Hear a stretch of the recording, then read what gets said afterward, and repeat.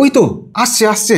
আরে না না, ভারতের আজকে দিনের কথা হচ্ছে না, পশ্চিমবঙ্গের শিল্প আসার কথাও বলছি না, আইফোন নিয়েই কথা হচ্ছে। দেখুন সবাই অ্যাপেলকে নিয়ে কিভাবে ট্রোল করছে, এই বিজ্ঞাপনটাই দেখুন আগে। If you buy a new phone because of a feature that's coming soon, but it's been coming soon for a full year, you could change your definition of soon, or you could just change your phone.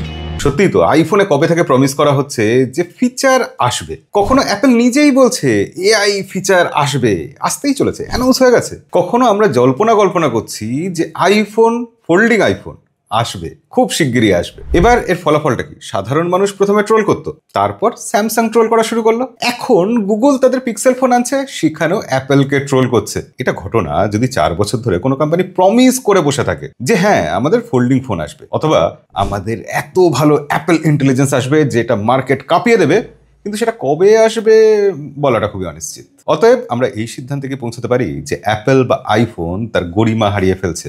এই ব্যাপারে আপনার কি মতামত কমেন্টে লিখে জানাবেন, আর এরকম আরো ভিডিও দেখার জন্য আমাদেরকে ফলো করে রাখবেন।